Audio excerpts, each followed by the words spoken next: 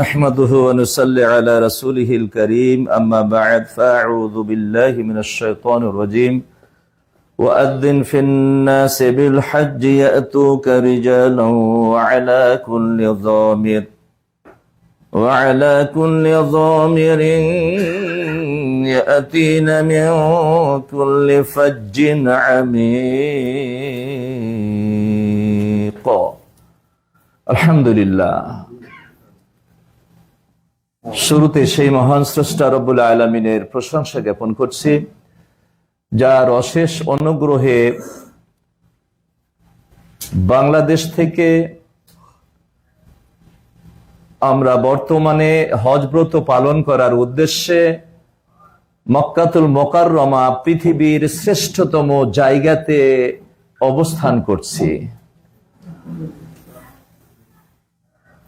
তো সেই আল্লাহ রাব্বুল আলামিনের আমরা প্রশংসা জ্ঞাপন করে বলি, আমরা সকলে বলি আলহামদুলিল্লাহ। দরুদ এবং সালাম সর্বযুগের সর্বশ্রেষ্ঠ মহামানব বিশ্ব নবী মুহাম্মদ সাল্লাল্লাহু আলাইহি ওয়াসাল্লামের প্রতি অযুত ধারায় বর্ষিত হোক, যিনি এই পৃথিবীর বুকে এসে মানব জাতিকে হেদায়েতের পথ দেখিয়েছেন, জান্নাতের পথ দেখিয়েছেন এবং প্রত্যেকটা বিষয় খুলে খুলে বলে দিয়েছেন কোন কাজ কিভাবে করলে আল্লাহ কবুল করবেন আর কোন কাজ কিভাবে করলে আল্লাহ প্রত্যাখ্যান করবেন, কবুল করবেন না, সবকিছু বলে দিয়েছেন। এবং তারই আদর্শের অনুকূলে হলে আমাদের আমলগুলা কবুল হবে, আর আদর্শের অনুকূলে না হলে আমাদের আমলগুলা কবুল হবে না। পৃথিবীর শান্তি, পরকালে জাহান্নাম থেকে মুক্তি তার আদর্শের অনুসরণের উপরই নির্ভরশীল। সাথে সাথে আল্লাহ রাব্বুল আলামিনের অফুরন্ত রহমত, আমরা যারা বেঁচে আছি এবং যারা আমাদের মাঝ থেকে চির বিদায় গ্রহণ করেছেন, কবরে যাত্রী হয়ে গেছেন, তাদের উপর আল্লাহ বর্ষণ করেন, আমরা বলি আমিন। সাথে সাথে আমরা যারা বাংলাদেশ থেকে এসেছি, কারো মা বাবা, সন্তান সন্ততি, স্ত্রী যাদেরকে ছেড়ে এসেছি, আল্লাহ রাব্বুল আলামিন যেন তাদের অভিভাবক হয়ে যান এবং তাদের উপরও যেন রহমত নাজিল করেন, তাদেরকে সকলকে ভালো রাখেন এবং আমরা হজ ব্রত পালন করে আবার যেন তাদের সাথে সুন্দরভাবে মিলিত হতে পারি, এই তৌফিক যেন আরশের মালিক দেন, আমরা বলি আমিন। সম্মানিত উপস্থিতি, কথা আর ভূমিকা বেশি বলার সুযোগ নাই, আমরা সরাসরি আলোচনায় চলে যাব।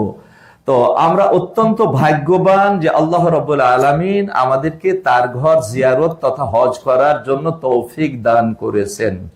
আলহামদুলিল্লাহ বলবেন না? হ্যাঁ, জোরে করে আলহামদুলিল্লাহ। এটা সকলের ভাগ্যে জুটে না, তাই না? অনেকের বহু টাকা আছে কিন্তু আল্লাহর ঘর দেখার সুযোগ হয় না। পৃথিবীর কত দেশ না সে ঘুরছে, তার হিসাব নাই, কিন্তু যেটা শ্রেষ্ঠ জায়গা সেই জায়গা আসার তৌফিক আল্লাহ তাকে দেননি। 2009 সালে আমাদের বংশালের একজন হাজি মাকে নিয়ে আসছিলেন, তো উনি বললেন, জেসান ভাই, আমার দাদা আরো বহু আগে কমপক্ষে 200 কোটি টাকার সম্পদ রেখে গেছে, কিন্তু 100 বছরের মধ্যে আমাদের বংশ থেকে কেউ হজ করেনি, এই প্রথম আমি হজ করলাম। ওই সময় 200 কোটি মানে এখন 2000 কোটির তাই তো বেশি। কথাটা বুঝছেন? বলছে আমাদের বংশে বিগত 100 বছরে কেউ হজ করেনি। আল্লাহু আকবার। তাহলে আপনারা কত ভাগ্যবান, আপনি কি চিন্তা করতে পারছেন? এটা কোন জায়গাতে আসছেন? পৃথিবীর সর্বশ্রেষ্ঠ জায়গাতে হজের জন্য আসছেন, যে সম্পর্কে রাসূল সাল্লাল্লাহু আলাইহি সাল্লাম তিনি হাদিসের মধ্যে বলেছেন এবং আল্লাহ রাব্বুল আলামিন ও কোরআন মাজিদের মধ্যে এই হজ বিষয়ক ঐতিহাসিক পটভূমিতে তিনি বলেছেন যে আপনারা জানেন যে এই কাবা ঘর নির্মাণের বেশ কিছু তথ্য আছে, বেশ কিছু ইতিহাস আছে। তো কথিত যেগুলো আছে সেটা হচ্ছে যে আপনার প্রথমে ফেরেশতারা নির্মাণ করেছেন, তারপরে আদম আলাইহিস সালাম। তো এটা একটু কম প্রসিদ্ধ হচ্ছে কি ইব্রাহিম আলাইহিস সালামের আমল থেকেই, এটাই হচ্ছে সহিহ শুদ্ধ এবং প্রসিদ্ধ বেশি। ইব্রাহিম আলাইহিস সালামকে আল্লাহ রাব্বুল আলামিন বললেন যে একটা ঘর তৈরি করো ইবাদতের জন্য। ইব্রাহিম আলাইহিস সালামকে জায়গাও দেখিয়ে দিলেন সেই কাবা ঘরের যে হযরত আদম আলাইহিস সালাম, তারপর নূহ আলাইহিস সালামের প্লাবনে যে সে নিশ্চিহ্ন হয়ে গেল, তারই ভিত্তি দেখিয়ে দিলেন যে এইভাবে কাবা নির্মাণ করতে হবে। এই ভিত্তির উপরে সেখানে ইব্রাহিম আলাইহিস সালাম কাবা নির্মাণ করলেন। এবার আল্লাহ বলছেন, ও আযযিন ফিন্নাস বিল হজ, মানুষের মধ্যে তুমি আজান দিয়ে দাও, মানুষের মধ্যে মানুষকে তুমি ইনভাইট করো, কিসের জন্য? হজের জন্য। ইয়াতিকা রিজালান, তারা পায়ে হেঁটে আসবে, ওয়া আলা কুল্লি দামিরিন, এবং ক্ষীণকায় কৃষকায় উটনি, মানে সফর করতে করতে যেটা ক্ষীণ হয়ে যায় সেই উটনির উপর আসবে। আর ইয়াতিনা মিন কুল্লি ফাজ্জিন আমিক, দূর দূরান্ত পথ পেরিয়ে তারা এই হজ করতে আসবে, তুমি ঘোষণা দিয়ে দাও। ইব্রাহিম আলাইহিস সালাম বললেন, এ রব, কাইফা উবাল্লিগুন নাস, আমি মানুষকে কিভাবে তাবলীগ করব, মানুষের কাছে এটা কিভাবে পৌঁছাবো? মানুষ তো আমার কথা শুনবে না, ওয়া সাউতি লা ইয়ানফুযুহুম, আমার আওয়াজ তো তাদের পর্যন্ত পৌঁছবে না, আমি কিভাবে ঘোষণা দিব? তখন আল্লাহ রাব্বুল আলামিন বললেন, আলাইকান নিদা ওয়া আলাইনাল বালাগ, বলছে তোমার দায়িত্ব, তুমি ইনভাইট করবে, আওয়াজ দিবে, আর এই আওয়াজটা তাদের কানে পৌঁছে দেওয়ার দায়িত্ব আমার, আমি আল্লাহর। আল্লাহু আকবার। ইব্রাহিমের আওয়াজটা আপনাদের কানে প্রত্যেককে পৌঁছছে। প্রশ্ন করবেন ভাই এহসানুল্লাহ, তখন আমরা কই ছিলাম? এই 3,000 বছর আগে ইব্রাহিম আলাইহিস সালাম, তখন তো আমরা আরোহার জগতে ছিলাম। হ্যাঁ, এটাও হাদিসে আসছে যে যখন আওয়াজ দিলেন, তখন এই ইব্রাহিম আলাইহিস সালামের আওয়াজ ডানে বামে সামনে পিছনে মাটি পাথর গাছপালা সবাই উত্তর দিলেন, লাব্বাইক ওয়া সাদাইক, এইভাবে লাব্বাইক আল্লাহুম্মা লাব্বাইক। এমনকি হাদিসের মধ্যে আছে যে পিতার ওরসে মায়ের গর্ভে যারা আছে, শুধু তাই নয়, কিয়ামত পর্যন্ত যারা হজ করবে আরোহার জগতেও আল্লাহ তাদেরকে এই আওয়াজটা পৌঁছে দিলেন। আল্লাহ, আল্লাহর কাছে তো সবই সহজ, তাই না? তো এই ডাকে সাড়া দিয়েই আমরা আসছি। আমরা আবার বলি আলহামদুলিল্লাহ। সম্মানিত উপস্থিতি, কোন জায়গাতে আছি? আগেই বলেছি, সর্বশ্রেষ্ঠ জায়গাতে। আপনারা জানেন, যখন বিশ্বনবী মুহাম্মদ সাল্লাল্লাহু আলাইহি ওয়াসাল্লামের হিজরতের নির্দেশনা আসলো, হিজরত যখন করতে গেলেন, তখন তিনি কি করেছিলেন?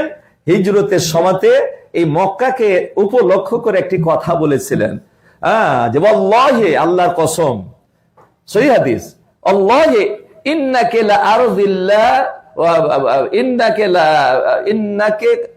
লা আহাব্বু আরযিল্লাহ ইলাল্লাহ ওয়া ইন্নাকা খায়রু আরযিল্লাহ ইলাল্লাহ, তুমি আল্লাহর নিকটে সবচাইতে প্রিয় এবং সবচাইতে উত্তম জায়গা হচ্ছে হে মক্কা।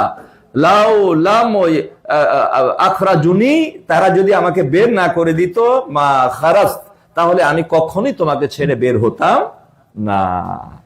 তাহলে এই যে রাসূলের ভাষা, যে মক্কা ভূমি হচ্ছে গোটা পৃথিবীর মধ্যে সর্বশ্রেষ্ঠ এবং আল্লাহর কাছে প্রিয় জায়গাতে, তো এই নসিব কয়জনের হতে পারে? আল্লাহ এই নসিব আপনাদেরকে দান করেছেন। আবার বলেন আলহামদুলিল্লাহ, যে আমরা এখন পৃথিবীর শ্রেষ্ঠ জায়গাতে অবস্থান করছি। কেন শ্রেষ্ঠ? দু একটা কথা বলে আমি আমার দিকে যাব।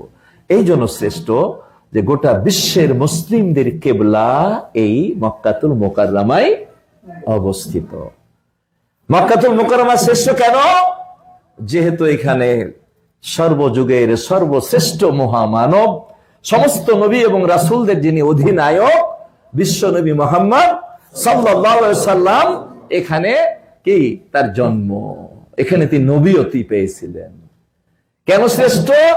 সর্বশ্রেষ্ঠ গ্রন্থ, মহাগ্রন্থ আল কোরআনের নজুল নাজিল এই মক্কাতুল মুকাররমায় শুরু হয়েছিল। আল্লাহু আকবার। মক্কাতুল মুকাররমা কেন শ্রেষ্ঠ? এখানে শুধু কাবা ঘর, মুসলিমদের কিবলা আছে তা নয়, এখানে হাজারুল আসওয়াদ রয়েছে, কালো পাথর, এখানে রুকনে ইয়ামানি রয়েছে, এখানে মাকামে ইব্রাহিম রয়েছে, এখানে মিনা, মুজদালিফা, আরাফা, যে আরাফার ময়দানে আল্লাহ রাব্বুল আলামিন সবচাইতে বেশি মানুষকে জাহান্নাম থেকে মুক্ত করে দেন। আরাফার ময়দান রয়েছে, মুজদালিফা রয়েছে, মিনার সেই ঐতিহাসিক দৃশ্যগুলা রয়েছে, জামারাত রয়েছে, তাই না? তো মা ও জামজাম রয়েছে। প্রত্যেকটার কিছু ব্যাখ্যা আছে, দেওয়ার সুযোগ নাই, দুই একটা শুধু বলবো। মা ও জামজাম, তাই না, জমজমের পানি। আহা, এটার ইতিহাস তো জানেন, কিভাবে আল্লাহ রাব্বুল আলামিন হযরত ইব্রাহিম আলাইহিস সালামকে নির্দেশ দিলেন যে যাও তোমার শিশু মানে ছোট্ট সন্তান শিশুপুত্র আর হাজেরাকে নির্বাসন দিয়ে আসো। কোথায়? এই হারামের কাছে। তখন হারাম হয়নি। আল্লাহর পরিকল্পনা কত সুদূর প্রসারী আগে থেকেই, তাই না? ইতিহাস আপনারা জানেন, তিনি আল্লাহর নির্দেশে তাদেরকে এক থলি খেজুর আর একটু পানি নিয়ে জায়গা মতো রেখে দিয়ে ব্যাক করছেন, ইউটার্ন করছেন। হাজেরা আলাইহিস সালাম বলছে, কি খবর? ইয়া ইব্রাহিম, তুমি আমাদেরকে রেখে কোথায় যাচ্ছ? আমাদের দুইজনকে দেখে ইন্নী আসকানতু মিন যুররিয়াতি বিওয়াদিন গায়রি জি জারইন, কোরআন মাজিদে আছে, ওদিকে আমি যাচ্ছি না, ওখানে একটা অনেক কথা আছে। তো তিনি কোনো কথা বলেন না, আবার জিজ্ঞেস করছেন, আবার ডাক দিচ্ছেন, ইয়া ইব্রাহিম, কোনো কথা নেই। তিনবার যখন ডাক দিয়ে কথা বলছেন না, তিনি ইউটার্ন করে চলেই যাচ্ছেন। তখন শেষে বললেন যে আপনি যে রেখে যাচ্ছেন ঠিক আল্লাহর নির্দেশ? তিনি শুধু উত্তর দিলেন নাম, হ্যাঁ। তখন তিনি বললেন যদি আল্লাহরই নির্দেশ হয়ে থাকে যান, আর কোনো চিন্তা নাই। আল্লাহ আমাদেরকে ধ্বংস করবেন না, নিশ্চয় এর মধ্যে কোনো পরিকল্পনা আছে। চলে গেলেন। এরপরে তো আপনি জানলেন, এরপরে গিয়ে কি সন্তান মাত্র একটা, 86 বছর বয়সে সন্তান পেলেন। আর এই অবস্থাতে তাদেরকে মরুভূমিতে রেখে চলে যাচ্ছেন। বাবার মন কি ভালো থাকে? কোনোদিনই ভালো থাকে না। একটু আড়াল হয়ে হাত তুললেন মালিকের কাছে, রব্বানা ইন্নী আসকানতু মিন যুররিয়াতি বিওয়াদিন গায়রি জি জারইন ইনদা বাইতিকাল মুহাররাম, আল্লাহু আকবার, রব্বানা লিইকিমুস সালাত ফাজআল আফিয়াদাতাম মিনান নাসি তাহওয়ি ইলাইহিম ওয়ারযুকহুম মিনাস সামারাতি লাআল্লাহুম ইয়াশকুরুন। আল্লাহ, এই আয়াতটা পাঠ করলে আমি নিজেও ঠিক থাকতে পারি না। কি কথা! যার সন্তান নাই তাকে জিজ্ঞেস করেন না সন্তানের কি মায়া। পৃথিবীর বুকে একমাত্র বাবা আর মা সন্তানকে নিঃস্বার্থ ভালোবাসা দেয়, আর পৃথিবীর অন্য কেউ নিঃস্বার্থ ভালোবাসা দেয় না। স্বামীও স্ত্রীকে ভালোবাসে স্বার্থে, স্ত্রীও স্বামীকে ভালোবাসে স্বার্থে। একটু এলোমেলো হয়ে দেখেন না, স্বামীও উল্টাপাল্টা করে আর স্ত্রীও উল্টাপাল্টা করে। আপনারা সবাই ভালো, এটা আপনাদের ব্যাপারে বলছি না, ওই যারা করে তাদের ব্যাপারে বলছি। কথাটা বুঝছেন? আপনারা সবাই ভালো। তো হে রব, আমার সন্তানকে এমন এক জায়গায় রেখে গেলাম যেখানে নির্জন, মরুভূমি, কেউ নাই, জনমানবহীন। আল্লাহ বাইতিকাল মুহাররাম, তোমার ঘরের নিকটে। আল্লাহ তো তাকে বলাচ্ছেন তোমার ঘরের নিকটে। ফাজআল আফিয়াদাতাম মিনান নাসি তাহওয়ি ইলাইহিম, তুমি মানুষের অন্তরকে দিকে ঝুঁকিয়ে দাও এবং তার জন্য সালাত কায়েম করে। দেখেন, সালাতের কথা বলছেন। আর শেষে কি বলেন? ওয়ারযুকহুম মিনাত থামারাত, ফল ফ্রুট দিয়ে তাদেরকে রুজি দাও। আজকে যে আমরা মক্কাতে আসলে এত ফল ফ্রুট খাই, ওই যে বাবাজি ইব্রাহিম আলাইহিস সালামের যে দোয়া করে গেছেন 4000 বছর আগে, ওই দোয়ার বরকতে এত, না হলে মক্কা মদিনাতে এত ফল ফ্রুট হয় না। গোটা দুনিয়ার ফল ফ্রুট আল্লাহ জমা করে দেন মক্কাতুল মুকাররমার মদিনাতুল মুনাওয়ারাতে। আল্লাহু আকবার।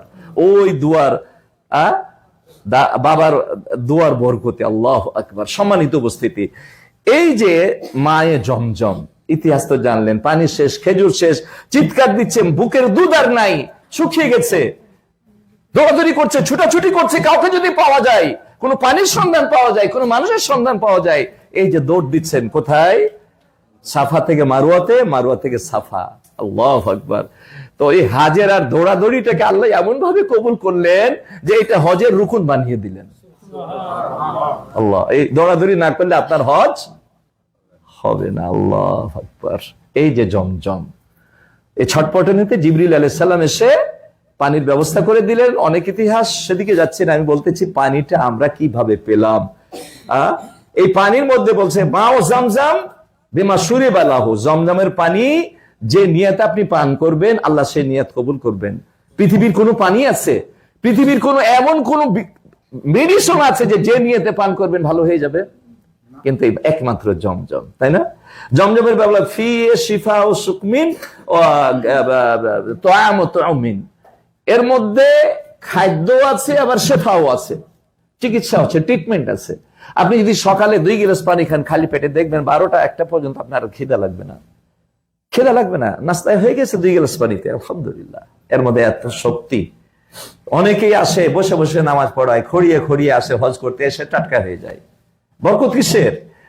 জাগাও বরকতের, খাওয়াও বরকতের, পানিটাও বরকতের পানি।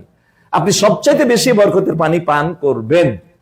এখন বলবেন, ভাই এহসানুল্লাহ আপনি তো জমজমের পানি দেন না, আপনি তো বোতলের পানি খাওয়ান। বলে, হ্যাঁ আমি তো বোতলের পানি দিই, সমুদ্রের পানি।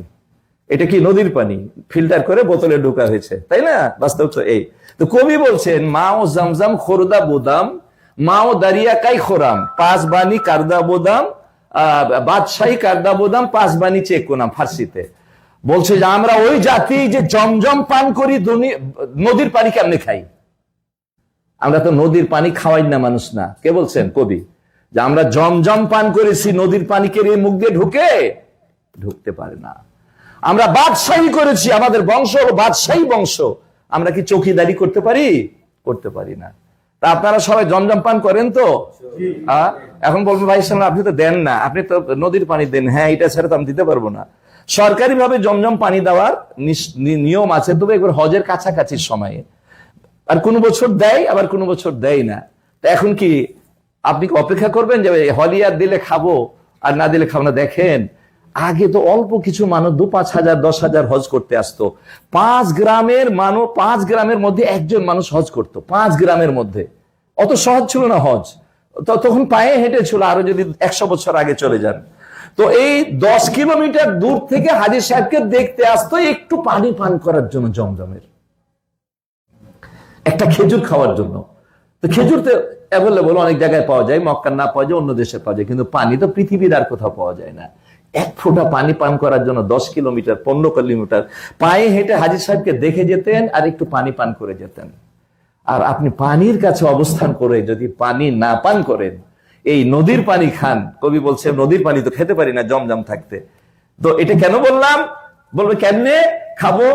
আপনি প্রতিবার হজে যাচ্ছেন, এই বোতলগুলো 2-3টা নিয়ে যাবেন। ফজরে দিনে 2 বার আনবেন, ঘরে রাখবেন, জমজম এর উপরই থাকবেন। যদি 10 কিলোমিটার দূর থেকে পায়ে হেঁটে একটু পানি খাওয়ার জন্য আসে, আপনি হারাম থেকে জমজমের পানি এনে এই হোটেলে খেতে পারবেন না? এই ভুল করা কি ঠিক? জমজম থাকতে কবির মতো নদীর পানি কেন খাবো? এটা তো নদীর পানি ফিল্টার করে আপনাকে দেওয়া হয়েছে। তা আপনারা সবাই ছোট্ট ছোট বোতল নিয়ে যাবেন, 2-3 বোতল, 2 বার পানি আনবেন। সারাদিন আমি জমজমের উপরই থাকবো। এই সুযোগ আর একবার পাবো, এই গ্যারেন্টি কি আর দেওয়া যায়? তাহলে কি আমরা জমজম পান করবো তো? ইনশাআল্লাহ, ইনশাআল্লাহ। আমরা যে পদ্ধতি বলে দিলাম, এই পদ্ধতিতে জমজম পান করব। এখানে আছে হাজরুল আসওয়াদ। এই হাজর আসওয়াদটা জান্নাত থেকে আসে, আপনারা জানেন। হাজর আসওয়াদটা জান্নাত যখন আসে তখন আসাদ্দ বায়াদাম মিনাল লাবান, দুধের চাইতেও সাদা ছিল। ফাসাওয়াদাতহু খাতায়া বানি আদম, এই বনি আদম চুমা দিতে দিতে আর পাপগুলার মধ্যে যেতে যেতে কালো হয়ে গেছে। এখন বলি কালো পাথর। কথাটা বুঝতে পারছেন? এই হাজরা আসওয়াদের রাসূল সাল্লাল্লাহু আলাইহি ওয়াসাল্লাম বলছেন কাল কিয়ামতের কোটে লাহু আইনান, তার 2টা চোখ থাকবে, ও লিসান, একটা জিহ্বা থাকবে, ইয়ানজুরুহু ও ইয়ানতিকু, সে কথা বলবে এবং 2 চোখ দিয়ে দেখবে, লিমান ইস্তালামাহু আলাল হক, যে সঠিকভাবে তাকে চুমা খেয়েছে, ইশারা করেছে, তার পক্ষে আল্লাহর কাছে সাক্ষ্য দিবে কে? হাজর আসওয়াদ। আপনি বলবেন আমি চুমা খেতে পারি না, হাত দিয়ে ইশারা করেছেন, ওতেই কাজ হয়ে গেছে আপনার, ওতেই কাজ হয়ে গেছে আপনার জন্য। কাল কিয়ামতের কোটে কথা বলবেন। তাহলে সে কোন পাথর, চিন্তা করতে পারছেন? আল্লাহু আকবার। পাথরের কোনো ক্ষমতা নাই, কিন্তু একটা কথা মনে রাখতে হবে, পাথরের কোনো ক্ষমতা নাই। পাথর কেন চুমা দিই? রাসূল সাল্লাল্লাহু আলাইহি ওয়াসাল্লাম চুমা দিয়েছেন তাই। আল্লাহর নির্দেশনা, পদ্ধতিটা তো আল্লাহর দেওয়া। ইব্রাহিম আলাইহিস সালাম থেকে রাসূল সাল্লাল্লাহু আলাইহি ওয়াসাল্লাম থেকে আমরা পেয়েছি, তাই না? রাসূল সাল্লাল্লাহু আলাইহি ওয়াসাল্লাম বলতেছেন যে হে কালো পাথর, তুমি জানি পাথর ছাড়ার কিছু না, লা ইয়ানফাউ ওয়া লা ইয়াযুর ওয়া লা ইউজির এযুর, তুমি উপকারও করতে পারো না, ক্ষতিও করতে পারো না। লাউলা রাআইতু রাসূলুল্লাহ সাল্লাল্লাহু আলাইহি ওয়াসাল্লাম ইয়াকাব্বিলুকা মা কাব্বালতুক, আমার রাসূলকে যদি চুমা দিতে না দেখতাম আমি চুমা দিতাম না। তো এই কালো পাথর বা এই কালো পাথরকে চুমা দেওয়ার কথা আছে, আর স্পর্শ করার কথা আছে শুধু কি রুকনে ইয়ামানিকে, আর কোন জায়গাতে স্পর্শ করারও কোনো ফায়দা নাই, চুমা দেওয়ারও কোনো ফায়দা নাই। চুমা কয়বার দিবেন? একবার, বা হাত ইশারা করে একবার আল্লাহু আকবার চুমা দিতে না পারলে অনেকে 3 বার বলে 3 বার মুখে চুমা দেয়। এটা বাড়াবাড়ি, অতিরঞ্জিত, রাসূলের সুন্নাতের খেলাফ। হজ ইবাদত করলে ইবাদতের কিছু শর্ত আছে, আমি বলছি আস্তে আস্তে কিছু কথা বলবো। তো রাসূলের পদ্ধতি ছাড়া, রাসূল যা করেছেন তার থেকে একটু বেশিও করা যাবে না, একটু কমও করা যাবে না, বেশিও করতে পারবেন না, বেশিও করতে পারবেন না। আপনারা জানেন একটা হাদিস আছে,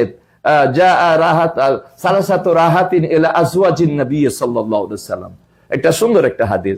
3 জন রাসূলের বিবির কাছে 3 জন ব্যক্তি আসলেন রাসূলের সুন্নাত সম্পর্কে, রাসূল কিভাবে ইবাদত করতেন, চলতেন, কিভাবে তার পুরো জীবনী নিয়ে একটু কথা বলতে, বিশেষ করে ইবাদতের ব্যাপারে, যে তাহলে আমরা ওইভাবে ইবাদত করি।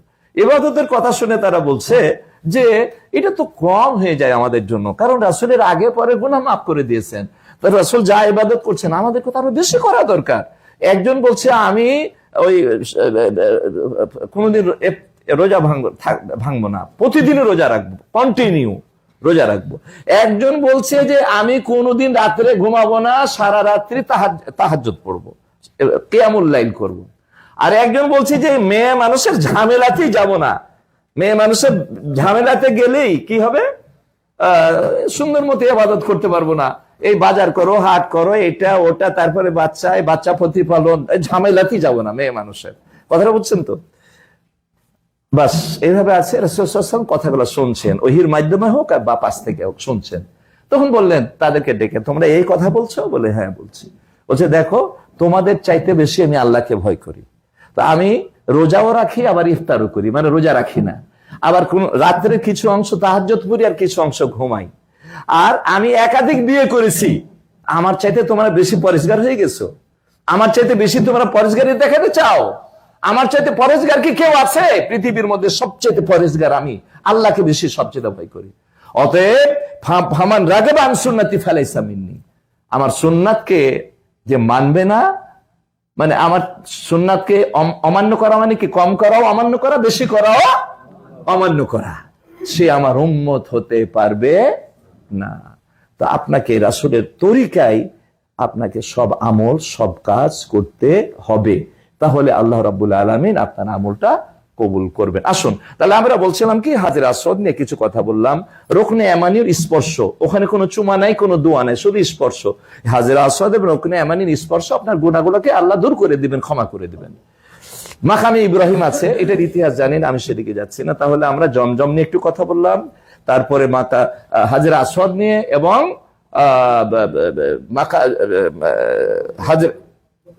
রুকনে ইয়ামানি, এছাড়া আরো অনেক আপনারা আছে জানবেন। তো বিশেষ করে আপনাদেরকে আবারও আমি বলবো, জমজম যে কদিন আছি যতটুকু সম্ভব জমজমের উপরে থাকবো, এটা আপনার জন্য কল্যাণকর, সবার জন্য কল্যাণকর। আসুন এবার যে কথাটি আপনাদের সামনে আমি বলতে চাচ্ছি, আমার শেখ সুন্দর আলোচনা করছিলেন, এবং আলোচনা করতে গিয়ে একটা হাদিস আপনাদের সামনে তিনি উদ্ধৃত করেছেন যে হাজ্জুল মাবরুর লাইসা লাহু জাযাউন ইল্লাল জান্নাহ, যে মাবরুর হজ, এর কি বিনিময় জান্নাত, তাই না? এর বিনিময় জান্নাত। আল্লাহু আকবার। তাহলে এর বিনিময় যদি জান্নাত হয়, এখানে কিন্তু একটা কথা আপনাকে খেয়াল রাখতে হবে, এখানে বলা হলো না যে আল হাজ্জু লাইসা লাহু জাযাউন ইল্লাল জান্নাহ, যে হজের বিনিময় জান্নাতি, কথা কিন্তু বলা হয়নি। একটা শব্দ লাগিয়ে দিয়েছে কি, মাবরুর। মাবরুর বিররুন থেকে, বা রা, বিররুন মানে কি, নেকি, বিররুন মানে নেকি। তো যে হজের মধ্যে এই হজে মাবরুরের আলামত, বা হজে মাবরুর কাকে বলে, কি করলে হজে মাবরুর, অন্তত পক্ষে 20টার মতো উক্তি আছে। তা আপনাদেরকে গুরুত্বপূর্ণ 5-7টা উক্তি বলবো, যে আপনার হজটা যদি মাবরুর না হয়, আপনার 6 লাখ, 8 লাখ, 10 লাখ, 20 লাখ, 25 লাখ পর্যন্ত এক একজনের হাজি এবার হজ করতেছে, এই সব টাকাটা বিফলে চলে যাবে, আর 1.5 মাস আপনার নষ্ট হয়ে যায়, পানিতে ফেলে দিলেন, তাই না? তাহলে আপনার সার্থকতা কিসে?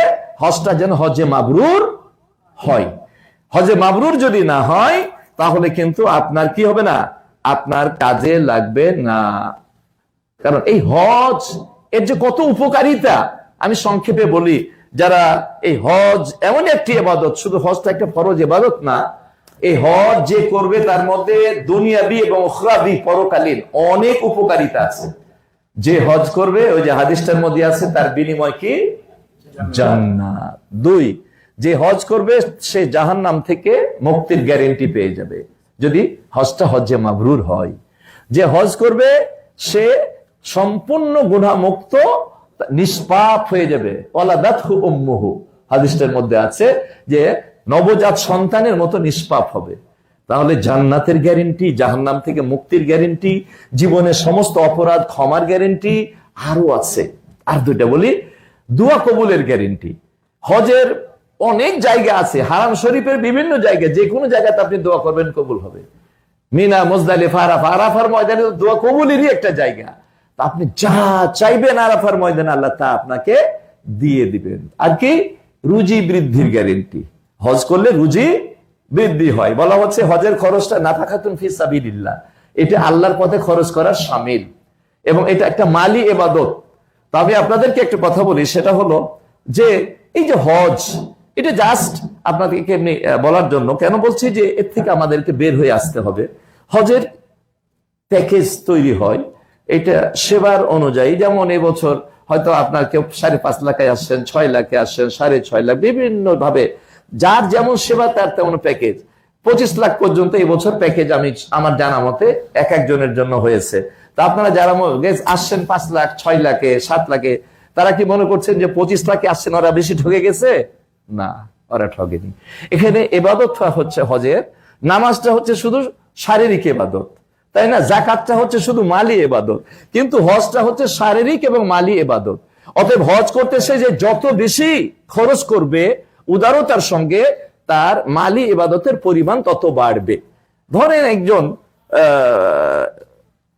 6.5 লাখ টাকার প্যাকেজ, 7.5 লাখ টাকার প্যাকেজ, একজন অনেক বলে কহে 5,000, 10,000 টাকা কম সে দিবেই, দিতে পারতেছে না, মনে কষ্ট নিয়ে না, এর থেকে বের হতে হবে। যেটা আমি উদাহরণ বলে দিচ্ছি, ও 10,000 টাকা কম দিতে পারলে মনে করলো যে বাস আমি জিতে গেছি। আমি বললাম যে আপনি 10,000 টাকা ঠকে গেছেন। কেন ঠকেছেন? ও যে পুরো টাকা দিয়েছে আর যে 10,000 কম দিয়েছে, ও 10,000 টাকার মালি ইবাদত তার কম হয়ে গেল, তার ইবাদতটা কি হলো? কম হয়ে গেল, তাই না? তো এই জন্য এর থেকে আমাদের বের হতে হবে। আমি কোনটা নিব? এটা অথবা এটা অথবা এটা, যা লেখা আছে সেটা, এখানে বার্গেনিং করা যাবে না। একটা ইবাদত নিয়ে বার্গেনিং শোভা পায় না। হজটা হচ্ছে ফরজ ইবাদত, এটা নিয়ে বার্গেনিং শোভা পায় না। আবার অনেকে করে কি যে এই হজ করতে তার কোনো কাজ নেই, তার কোনো কাজ নাই, মানে খাওয়া দাওয়ার টেবিলে বলেন, ঘরে বলেন, রুমে বলেন, আরাফার ময়দানে পর্যন্ত তুমি কত দিয়ে আসছো, তোমার সুযোগ সুবিধা কি, কেমন খাওয়ান দিতেছে, হোটেলের মান কেমন, আহা, সব শেষ, সব শেষ। এটা করা যাবে না। আপনি মনে করছেন যে না আমি নিজেকে সেভ করার জন্য বলছি, আল্লাহ, আমার আপ্রাণ চেষ্টা করি একটু আপনাদের ভালো রাখার, তবে সবকিছু পারবো না। আপনাকে আমি ততটুকুনি দিতে পারবো যতটুকু লেখা আছে। আপনারা একটা কথা জানেন, আসলে আমরা দিনদার কিন্তু আমরা দিন বুঝি না, আমরা মুসলিম কিন্তু ইসলাম বুঝি না। আমরা যদি পুরোপুরি ইসলাম বুঝতাম তাহলে অনেক কিছু আমাকে বলা লাগতো না, আপনারাই যথেষ্ট ছিলেন। একটা হাদিসের মধ্যে আসছে, রাসূল সাল্লাল্লাহু আলাইহি ওয়াসাল্লাম বলেছেন, গোটা পৃথিবীর মানুষ যদি একত্রিত হয়ে তোমার কল্যাণ করতে চায়, ততটুকুনি কল্যাণ করতে পারবে মা কাদ্দারাল্লাহু লাক, তোমার জন্য আল্লাহ যতটুকুন লিখে রেখেছেন। আর পৃথিবীর সমস্ত মানুষ একত্রিত হয়ে যদি তোমার ক্ষতি করতে চায়, ততটুকুনি ক্ষতি করতে পারবে আল্লাহ যতটুকুন লিখে রেখেছে। কথাটা বুঝে গেছে? এটা লিখা তকদির, এটা আল্লাহর ফায়সালা, হাদিসে কুদসি। আর এরপরে বলা হয়েছে, সন্তান যখন মায়ের পেটে 4 মাসের হয়, 4 মাস 340 কত 4 মাস, তখন আল্লাহ রাব্বুল আলামিন একজন ফেরেশতা পাঠান। ফেরেশতা পাঠিয়ে 4টা জিনিস লিখে দেন। কি?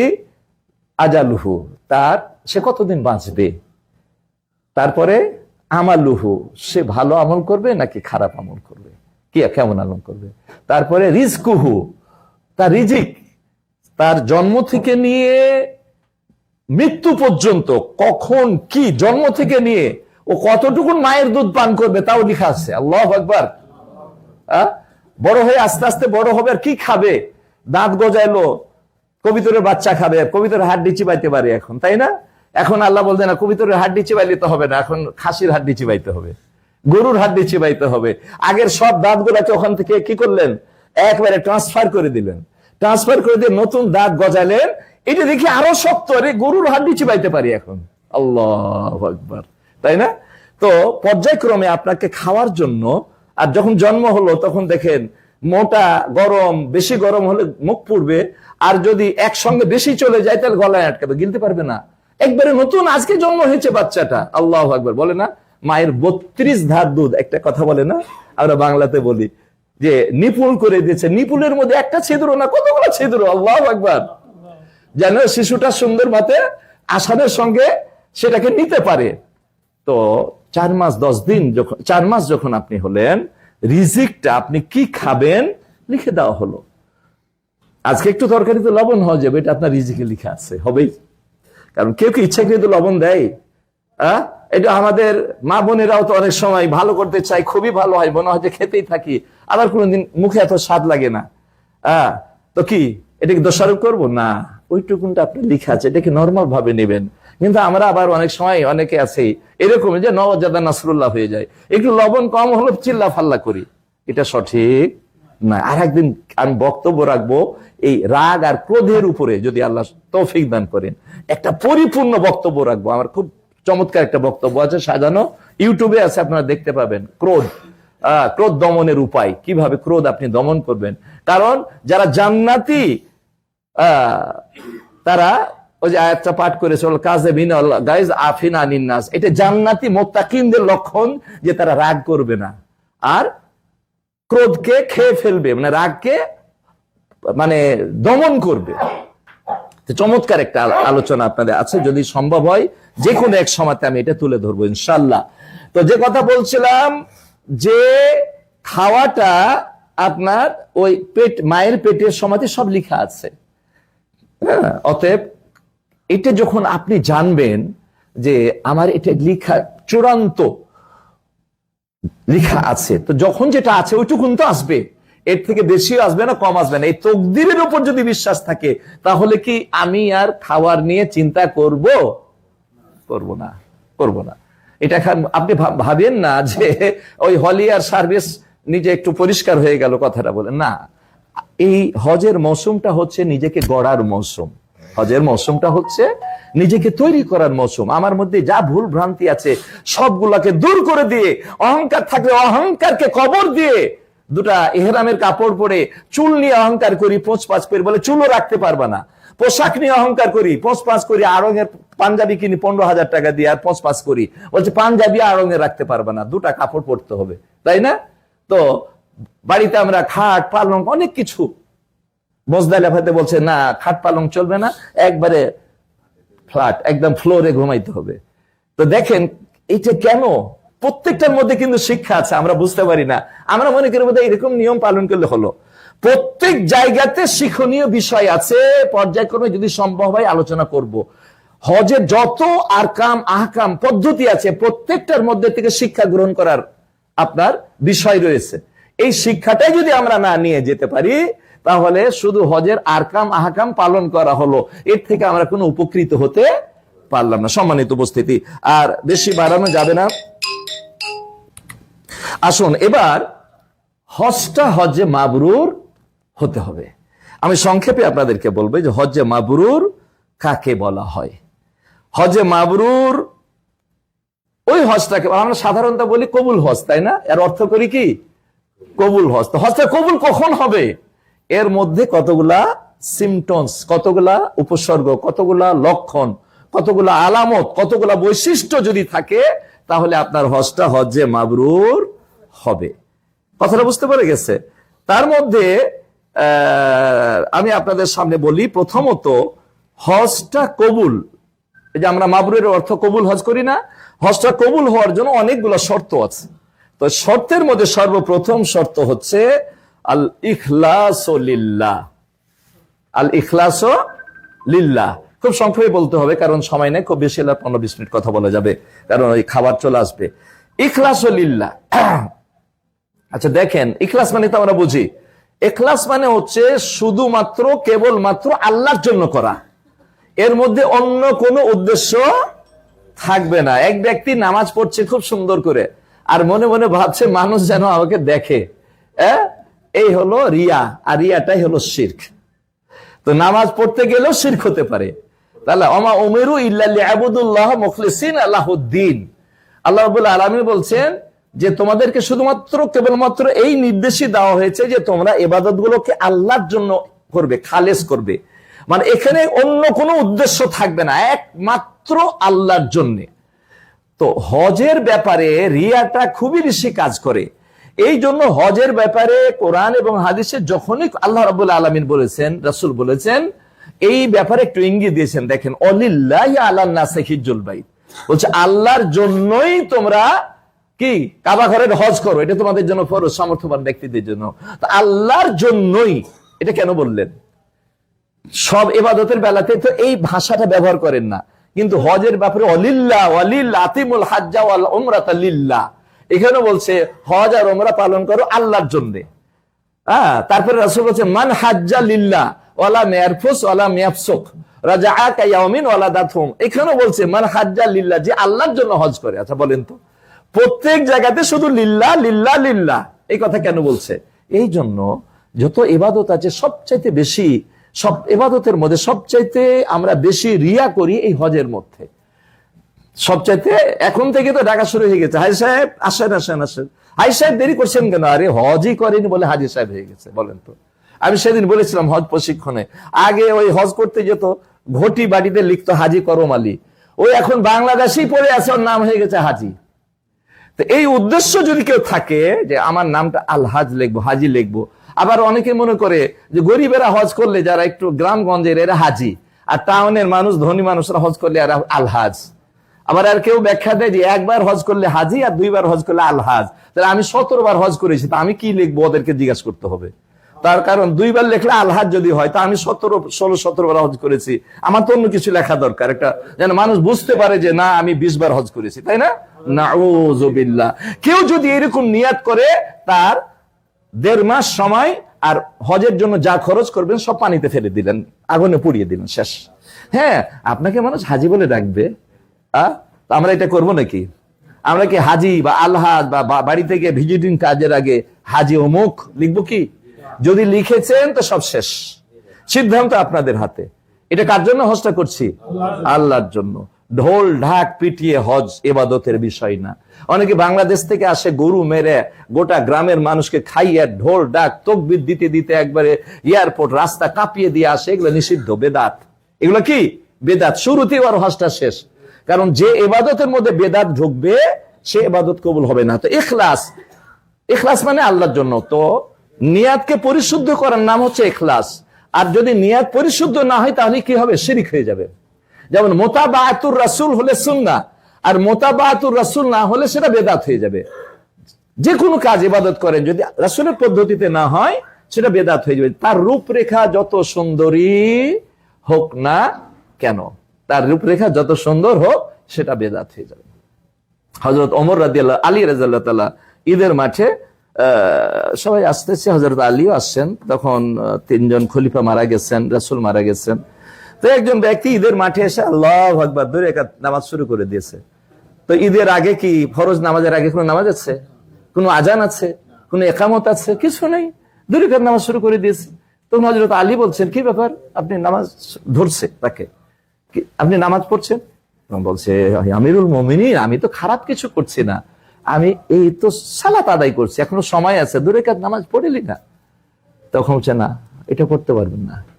তো বলছে, আল্লাহি, আল্লাহর কসম, ইন্নাল্লাহ লা ইউসিবু আলা ফাইলিন হাত্তা ইয়াফআলুহু রাসূলুল্লাহ, বলছে আল্লাহ ওই কাজে কোনো সওয়াব দিবেন না যে কাজ রাসূল করেন নাই। ফাসালাতুকা আবাসান, অতএব আপনার এই নামাজটা যে রাসূল পড়েন নাই, আপনার নামাজটা হচ্ছে বেকার। ওয়াল আবাসু হারামুন, আর বেকারটাই হচ্ছে হারাম। লাআল্লাল্লাহ ইউআযিবুকা বিমুখালিফাতি নবিয়িক, আমি আশঙ্কা করছি এই নামাজ পড়ে রাসূলের বিরোধিতা করার কারণে কাল কিয়ামতের কোটে আল্লাহ আপনাকে আযাব দিবেন। আমি যে ইবাদতটা করব তার কার সাথে মিলতে হবে? রাসূল সাল্লাল্লাহু আলাইহি ওয়াসাল্লামের। তাহলে শিরক করা যাবে না। হজ করতে এসে আসে হাজি হতে যায় মুশরিক হয়ে। কেউ যদি কাবা ঘরের গিলাফ ধরে জড়িয়ে ধরে আর যদি শরীরে মাখায় আর মনে করে এর মধ্যে বরকত হাসিল হচ্ছে বা আমার অসুখ ভালো হয়ে যাবে, শিরিক হয়ে গেল, তার হজটা শেষ, তার হজটা শেষ। কবরস্থানে জিয়ারত করতে গিয়ে অনেকে মাটি তুলে নেই। এই দেখবেন এখন কাবা ঘরের গিলাফটা আরো নিচে থাকে কিন্তু উপরে উঠাই দিয়েছে, কেন জানেন? কিছু হাজি আছে কেঁচি নিয়ে এসে সুতা কাটে, ওই সুতা কেটে তাবিজ ভরে ওর নাকি সন্তান হয় না, আর তার বউকে দিবে, দিয়ে সন্তান হবে, নাউযুবিল্লাহ। বা কারো সন্তান অসুখ ভালো হয় না, ওই কাবা ঘরের গিলাফ দিয়ে তাবিজে ভরবে, ওটে দিবে। এর কবিতরেরা গম পান করে, গম খায়, গম খায় যে কবিতরেরা, ওই গম নিয়ে যায় কেন জানেন? একজন হাজি এরকম বলছে, কেন নিয়ে যাচ্ছ? বলে আমার ওয়াইফের সন্তান হয় না, এটা খাওয়াইলে নাকি সন্তান হবে, নাউযুবিল্লাহ। তো আসছে হজ করতে যায় মুশরিক হয়ে, আসছে হজ করতে যায় শিরিকের গাঁঠি সঙ্গে নিয়ে, এটা করা যাবে নাকি? হজের আপনার শর্ত হচ্ছে যদি কোন রকমের একটু শিরিক ঢুকে যায় তাহলে শুধু হজটা নষ্ট হবে না, আপনার জীবনের আমল ডিলিট হয়ে যাবে, আপনার জীবনের আমল ডিলিট হয়ে যাবে। তাহলে ইখলাস। 2 নম্বর হচ্ছে ইত্তেবাউস সুন্নাহ। এটা যে কোনো ইবাদতের জন্য শর্ত, কিন্তু এই যে কয়টা বলছি আরো আছে, কিন্তু এই সংক্ষিপ্ত 4টা কথা বলবো, এটা যে কোনো ইবাদতের জন্য শর্ত। মৌলিক হলো এই 2টা, ইখলাস আর ইত্তেবাউস সুন্নাহ।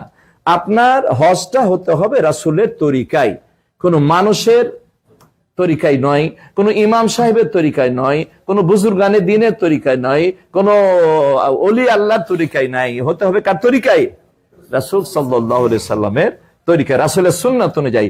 ইমাম আবু হানিফা রাহিমাহুল্লাহ বলছেন, আলাইকুম বিইত্তিবাইস সুন্নাহ, তোমরা সুন্নাতের অনুসরণ করবে। ফামান খারাজা আনহা যাল্লা, যে সুন্নাত থেকে বের হয়ে যাবে সে পথভ্রষ্ট হয়ে যাবে। কে বলছেন? ইমাম আবু হানিফা রাহিমাহুল্লাহ। তিনিও রাসূলের সুন্নাতের অনুসরণ করতেন। ইমাম আবু হানিফা রাহিমাহুল্লাহ, ইয়াসহাল হাদিস ফাহুয়া মাযহাবি, সহিহ হাদিসটাই হচ্ছে আমার আদর্শ। কে বলছেন? ইমাম আবু হানিফা। তাহলে আমরা ইমাম আবু হানিফা রাহিমাহুল্লাহর এই 2টা কথাতে একমত এবং আমরা মেনে চলি। অতএব তার অনুসারী যদি বলে দাবি করি যে আমরা হানাফি, এটা আলহামদুলিল্লাহ আমরা দাবি করতে পারি, কারণ তার আদর্শ, তার কথাকে আমরা মেনে চলি। আমরা সহিহ হাদিসে যেটা পাবো সেটাই মানবো, সেখানে কোনো লোকের কোনো কথা চলবে না। পৃথিবীর মধ্যে একজন ব্যক্তি যার কোনো ভুল নাই, এছাড়া পৃথিবীতে যতই বড় আলেম হোক, যত বড় ইমাম হোক, যত বড় বুজুর্গানে দ্বীন হোক, যত বড় পীর সাহেব হোক, যত বড় আল্লামা হোক, সবার ভুল হতে পারে, কিন্তু ভুল কার নাই? একমাত্র রাসূলের। তা আমরা সরাসরি যদি ঝর্ণা পেয়ে যাই আর ঝর্ণা থেকে পান কাটি, তাহলে ময়লা পানি খাওয়ার কোনো দরকার আছে? খাওয়ার দরকার নাই। তা আমরা রাসূলের কাছ থেকে জীবনে একবার হজ করতে আসছি, হজটা আমার হতে হবে রাসূলের পদ্ধতিতে, কারণ রাসূলের পদ্ধতি না হলে আপনার হজটাই আল্লাহ কবুল করবেন না। এই জন্য আমরা অন্য জায়গাতে যা বলি আর নাই বলি, হজের ব্যাপারে খুব শক্তভাবে আমরা বলি যে আমাদের হজটা, কারণ নামাজ একবার হলো না, আর একবার পড়ে নেব যদি হায়াত থাকে, কিন্তু হজ তো জীবনে বেশিরভাগই মানুষ একবার করতে আসে। এত কষ্ট করে, এত পরিশ্রম, অনেকে 20 বছর 10 বছর ধরে বিক্রি করে, কেউ পেনশনের টাকা অন্য কাজে না লাগিয়ে আল্লাহর ঘর জিয়ারত করতে আসে, এত কষ্ট করে আসে, যদি হজটাই কবুল না হয় তাহলে সবই বৃথা, আমও গেল ছালাও গেল। তাই আমরা সবসময় উদ্বুদ্ধ করি আপনার হজটা যেন হজ্জে মাবরুর হয়। আর হজ্জে মাবরুর হওয়ার জন্য এই 2টা শর্ত, আরো একটা শর্ত, নাফাকাতুম মিনাল হালাল, হালাল রুজি হতে হবে। রুজি যদি হালাল না হয়, শুধু এই হজ না, কোনো ইবাদতই আপনার কবুল হবে না। হাদিসের মধ্যে আছে, রাসূল সাল্লাল্লাহু আলাইহি ওয়াসাল্লাম বলেছেন যে একজন মানুষ, যাকারার রাজুল, একজন ব্যক্তির কথা উল্লেখ করে বললেন যে আশআসা আগবারা, উস্কো খুশ ময়লা মলিন, সফর করে আসছে দূর দূরান্ত থেকে। মুসাফিরের দোয়া আল্লাহ কবুল করেন জানেন, তাই না? আমরা সফরের আমরা কিন্তু মুসাফির, যা দোয়া করবো যা করবো আল্লাহ কবুল করবেন আলহামদুলিল্লাহ। 3 ব্যক্তির দোয়া আল্লাহ কবুল করলেন, তার দোয়া, তার মধ্যে একটা হলো মুসাফিরের দোয়া। তো সে আল্লাহর কাছে এরফাইয়াদাইহি, 2 হাত তুলে আল্লাহর কাছে দোয়া করছেন, ইয়া রব ইয়া রব, আল্লাহর কাছে দোয়া করছেন, কিন্তু মাতআমুহু হারামুন, তার খাবার হারাম, মালবাসুহু হারামুন, তার পোশাক হারাম, গুজিয়া বিল হারাম, সে প্রতিপালিত হয়েছে হারাম দিয়ে, সেও হারাম কামাই করেছে, তার বাপ হয়তো সুদখোর বা ঘুষ করছিল। কথাটা কি বুঝতে পারছেন? এরকম আছে না অনেক ফ্যামিলি, সুদখোর ঘুষখোর বাবা, এইটা আমরা তো জামাই খুঁজি সরকারি চাকরি লাগবে, আর সরকারি চাকরি মানে ঘুষখোর, আর বলি যে বেতন তো 1 লাখ, আর উপরি কত আছে, মানে শুরুতেই আমার মেয়েটাকে ঘুষখোরের কাছে হারাম খাওয়ার জন্য দিয়ে দিচ্ছি, নাউজুবিল্লাহ। আলহামদুলিল্লাহ সুম্মা আলহামদুলিল্লাহ, বর্তমানে কিছু প্রজন্ম তৈরি হয়েছে যে এরা কোনো ব্যাংকারের সাথে বিয়ে দিবে না, কারণ ব্যাংকারের রুজিটা কি প্রশ্নবিদ্ধ। হ্যাঁ, যেগুলা ইসলামী ব্যাংক আছে সেগুলোর ব্যাপারেও কেউ বলে ওকে, কেউ বলে চলবে, কেউ বলে চলবে না। তো যাই হোক, ওই ব্যাংকার যদি পায়, কিছু আছে মানুষ ব্যাংকার ছাড়া বিয়েই দিবে না মেয়ের, মানে ও হারাম খাওয়াবে যতদিন ওর মেয়ে বেঁচে থাকবে তার স্বামীর কাছে। কথাটা বুঝছেন? নাউজুবিল্লাহ। এদের থেকে বের হয়ে আসতে হবে আপনাকে। আপনার শুরুতেই গলত করবেন না, কারণ হারাম খেয়ে যা সন্তানটা যে প্রোডাকশন আসবে সে কোনোদিন আবু বকর ওমর ফারুকের চরিত্র পাবে না, সে আবু জেহেল ওতবা সাইবার চরিত্র পাবে। কথাটা কি বুঝতে পারছেন?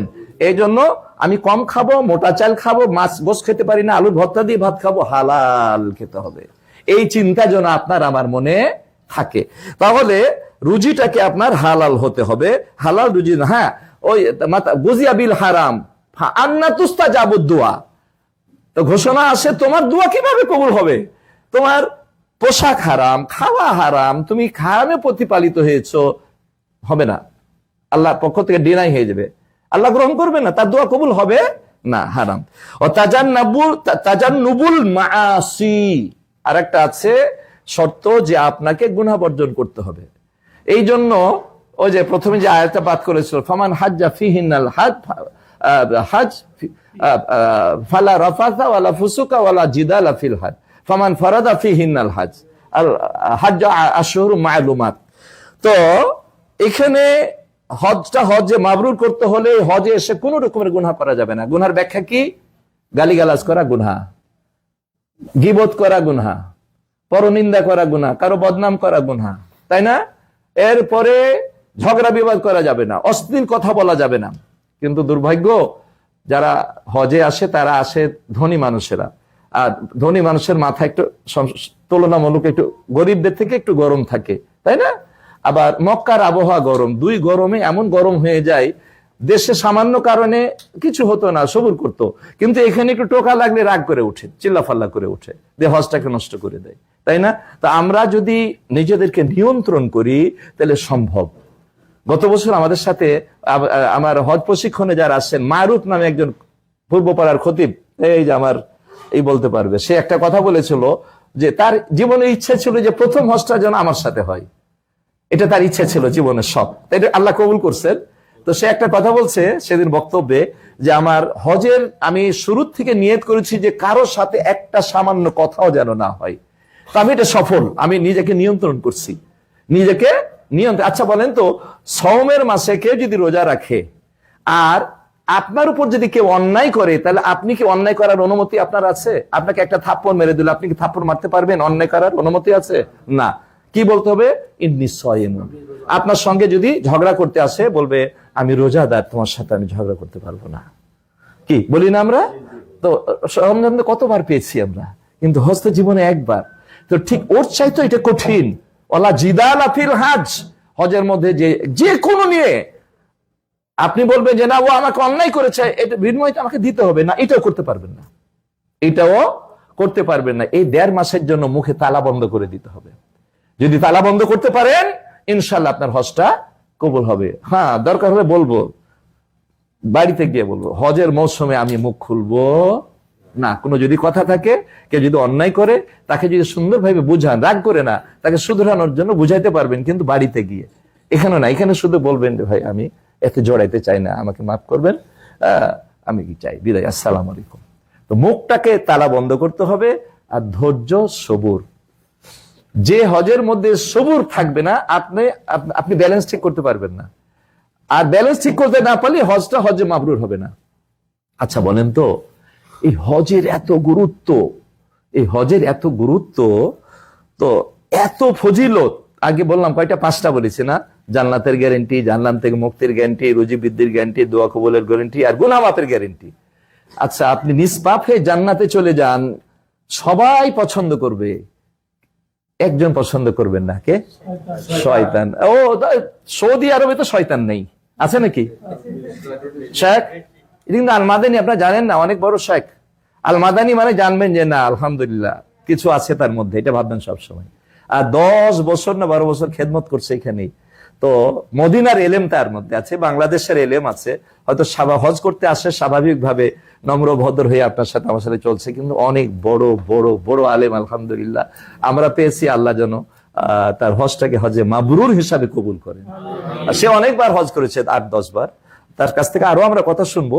আর তার ওয়াইফ বোধহয় এটা প্রথম হজ, না নাকি এর আগে করছে? হজ প্রথম, আমরা করছি অনেক, কিন্তু হজ প্রথম। তো ওয়াইফকে নিয়ে আসছেন আলহামদুলিল্লাহ। তো কোন কথায় যেন কোন দিকে আমি আসলাম? সৌদি আরবেও শয়তান আছে, তবে সৌদি আরবের শয়তান আর বাংলাদেশ শয়তান কিন্তু একরকম না। কি একরকম না? একরকম না। বাংলাদেশের শয়তান তোর কোন মানে সামান্যতি হয়ে যায়, কিন্তু যারা হজ করতে আসে তাদের ঈমান থাকে মজবুত। তো মজবুত ঈমানকে নষ্ট করার জন্য ক্ষমতাটা মজবুত লাগবে না? তো শয়তানটা মজবুত শয়তান লাগবে না? তো সৌদি আরবের শয়তান তো আছে, তো আছে, আর আরো বেশি মজবুত। তো আপনাকে কি সহজে ছেড়ে দিবে? আপনাকে কিছু যদি করতে না পারায়, আপনার হজটাকে মাবরুর যেন না হয়, এটার জন্য তার আপ্রাণ সংগ্রাম থাকবে। অন্তত শেষমেশ বলবে কি জানেন? আপনাকে দিয়ে গীবত করাবে। আপনি বলবেন গীবত কাকে বলে? যিকরু কাকা বেমা একরাহু। বলছে আপনার ভাইয়ের কিছু কথা যে সে পছন্দ করে না, রাসূল বললেন যে ওর মধ্যে যদি দোষটা থাকে এটাও কি বলতে পারবো না? ও মিথ্যা কথা বলে, এটা কি বলতে পারবো না? বলে না, এটা বলতে পারবো না। হ্যাঁ, এটা হলেই তো গীবত। আর যদি এটা না থাকে আর বলো যে ও মিথ্যা কথা বলে, তাহলে তো হবে তোহমত, গীবতের থেকে আরো এক ধাপ আগে, বড় অপরাধ। তো গীবত কেমনে করাবে? আপনাকে 2-1টা উদাহরণ দিই। ধরেন আপনার রুমে 4 জন পড়েছে, একজন একটু বয়স্ক, 4 জনের মধ্যে একজন বয়সটা একটু বেশি, একটু কাশে বেশি। একটু তো বয়স্করা 40 বছর 30 বছর, আর আমার এখন 63 বছর, একরকম হবে নাকি? এখন আজ এটা কাল এটা এরকম লেগেই থাকবে। কারণ এখন তো রাসূলের কথা অনুযায়ী মৃত্যুর বয়স আমার হয়ে গেছে 60 থেকে 70। তো 60 বছর হলে মনে করি 60 পার হলে বোনাস, আর 70 পার হলে ডবল বোনাস, তাই না? তো আমরা তো বোনাসের মধ্যে আছি, যে কোনো সময় মালাকুল মউত আসতে পারে। তো একটু তো অসুবিধা হবেই, তাই না? তো আপনি কি করছেন? ও একটু বাইরে গেছে, বা শুরু হয়ে গেল। এই বুড়ার জ্বালাতে কি আর ইবাদত করা যায়? রাত্রে ঘুম পাড়তে পারি না, 3 বার উঠে পেশাব করতে, আর ওর তো একটু ডায়াবেটিস হতে করবেই। এই যে ওর অসাক্ষাতে ওর কথাটা বললে, এই গীবত হলো আপনার মাবরুর শেষ, হজে মাবরুর শেষ। 4 জন আছেন, একজনের হয়তো টয়লেট একটু বেশি সময় লাগে, তাই না? কারণ ইঞ্জিন তো সবারই একরকম না। ইঞ্জিনের সব কারো জাপানি, কারো বাংলাদেশি, কারো জার্মানি, বিভিন্ন রকম ইঞ্জিন, তাই না? তো যার ভালো জার্মানি জাপানি ইঞ্জিন তার তো কোনো সমস্যা নাই, কিন্তু যার বাংলাদেশি ইঞ্জিন, আবার কতগুলো ইঞ্জিন আছে বাংলাদেশ আর ভারতের পার্টস মিলিয়ে, এটা তো আরো খারাপ করবে আপনার, এটা আরো সমস্যা। ওর আপনার লাগে 2 মিনিট, ওর লাগে 5 মিনিট। এখনো টয়লেটে গেছে, দেখছো, মনে হচ্ছে টয়লেট বাপের কিনে ফেলেছে। ঠিক আছে, ওই যদি টয়লেটে বসে থাকে, আমাদের কি টয়লেট করার দরকার নেই? এই যে গীবত হয়ে গেল। এটা কি হলো? গীবত হয়ে গেল। আচ্ছা বলেন তো, একজন বৃদ্ধ মানুষ আপনার রুমে চলে গেছে যে কোন কারণে, আমরা চেষ্টা করি ইয়ং এর সাথে যেন ইয়ং দিতে পারি, বৃদ্ধের সাথে বৃদ্ধ দিতে পারি, তাহলে মিলবে, তাই না? এই যে আমার ভাইজান বয়স হয়েছে, 3 বুড়াকে একসাথে দিয়েছি, রাগ করেন না ভাই, আপনাকে অনেক ভালোবাসি। ওনা অনেক উচ্চ শিক্ষিত এবং অনেক বড় মানুষ। 3 জন বয়স দেখে দিয়েছি, কারণ ওখানে যদি ইয়ং দিই, ইয়ংকে ভালো লাগবে না আর ওদেরকেও ভালো লাগবে না। এখন 3 জন একবারে জীবনের শেষ পর্যন্ত গল্প করতে করতে কেটে যাবে, কোনো সমস্যা হবে না, তাই না? কখন কি করলো, এখন রিটায়ার্ড 3 জনই। তো 4 জনের মধ্যে একজন বুড়া। আচ্ছা, এই বুড়াটা যদি আপনার বাবা হতো, 3 জনের কারো বাবা হতো, তাহলে কি মন্তব্য করতে পারতেন? তো এই বয়স্ক মানুষটাকে কেন বাবার মতো সম্মান দিলেন না? আপনি কেন বাবা ভাবতে পারেন না? আপনি না হজ করতে আসছেন, আপনি জানেন হজে মাবরুরের অনেকগুলা কথা আছে, তার মধ্যে আছে বিররুল ওয়ালিদাইন, পিতামাতার সাথে সদাচরণ করা। তাহলে বিররুল মানে কি? সদাচরণ। আপনি আরেকজন হাদিস সাথে সদাচরণ করবেন, যত বেশি আপনার হজটা হজে মাবরুর তত বেশি হওয়ার সম্ভাবনা। বিররুল মানে নেকি, আপনি যত বেশি নেকি করবেন হজে এসে, আপনার হজটা তত কল্যাণকর হবে। এটা আমত আম বিররুল হাজের ব্যাখ্যা দিতে গিয়ে এক পর্যায়ে আছে যে এটা আমত আম, আপনি বেশি বেশি খানা খাওয়াবেন। আপনি কি কোন হাজিকে একবেলা খাইয়েছেন? একটা স্যান্ডউইচ খাইয়েছেন? এখনো খাওয়াননি। আচ্ছা, 1 গ্লাস জমজম কি ঢেলে খাইয়েছেন? খাওয়াননি। তাহলে কেমনে বিররুল হজে মাবরুরটা কেমনে আশা করতেছেন আপনি? আর এক হাজিকে তো আপনাকে খাওয়াইতে হবে। কারণ ইতআমুত তাআম করতে হবে। গত বছর আমাকে এক হাজি 1000 রিয়াল দিলেন, বললো যে শাইখ এটা আপনি, আমার নাম বলার দরকার নেই, চুপে চুপে হাজিদেরকে যখন খাওয়াবেন একটা বাড়তি কিছু আইটেম খাইয়ে দিচ্ছি। এরকম এর আগেও যে আপনার এক বেলাতে কত খরচ হয় আনুমানিক, আমি হিসাব করি না, আনুমানিক বলেন এত টাকা দিয়ে দিয়েছে যে এক বেলা আমার পক্ষ থেকে আল্লাহর মেহমানদের খাওয়াবেন। এই যে আরাফা যাবেন, আরাফাতে দেখবেন বড় বড় জুসের বড় বড় ট্রাক ভর্তি জুস, আইসক্রিম, পানি, কত খাবার। আল্লাহু আকবার। সরকার না, এখানকার বড় বড় ধনীরা দেয়। আর আপনাকে একটা আইসক্রিম খাওয়াইতে পারলে নিজেকে ধন্য মনে করে। কেন? আপনি আব্দুর রহমানকে খাওয়াই না, আল্লাহর মেহমানকে সে খাওয়াই। তো কি আজকে থেকে আরেকজন হাজিকে খাওয়ানোর চেষ্টা করব? টাকা না থাকলে 2, 4, 5, 10 টাকা আমার কাছ থেকে নেন, তারপর আরেকজন হাজিকে খাওয়ান। কথাটা কি বুঝে গেছে? আরেকজন হাজিকে খাওয়ান, এক গ্লাস না হলে পানি পান করান। ওর বয়স বেশি, পটলিটা নিয়ে যেতে পারে না বা উঠাইতে পারে না, একটা মাল কিনে আনতে পারে না দোকান থেকে, আপনি পড়ে গেছে সামনে, নেন না একটু হাত দিয়ে ধরে। খালি নেকি আর নেকি কামাই করবেন। আপনি কি মনে করেছেন? আপনি তো একটা হজের প্যাকেজের মধ্যে আছেন। আপনি একটা হজ নামক ইবাদতের প্যাকেজের মধ্যে আছেন। এখানে যত বেশি নেকি করতে পারবেন আপনার হজটা হজ্জে মাবরুর তত বেশি হবে। শেষ করে দেব। কথা হচ্ছে এখন আলামাতুল হজ্জিল মাবরুর, আপনার হজটা হজ্জে মাবরুর হয়েছে কিনা এই নিয়ে 2-4টা কথা বলে আমি শেষ করে দেব। এখানে হচ্ছে ইস্তেকামাতু বাদাল হজ। হজটা হচ্ছে একটা নিজেকে গড়ার, প্রশিক্ষণ নেওয়ার একটা জায়গা। আগে অনেক কিছু ভুল ভ্রান্তি ছিল, এখন আমি আমাকে নিজেকে তৈরি করব। হুসনুল খুলুক বলা হয়েছে, ওখানে আর একটা আছে হুসনুল খুলুক, তো তৈরি করতে চাই। অতএব এই হজের পরে হজ থেকে যা নিয়ে গেলাম শিক্ষা, এগুলা মৃত্যু পর্যন্ত আমার জীবনে প্রতিষ্ঠিত করব। যে প্রতিষ্ঠিত করতে চাইবে তার হজটা জেনে নেবেন, তার হজটা হজ্জে মাবরুর হয়ে গেছে। 2 নম্বর যৌদ ফি দুনিয়া,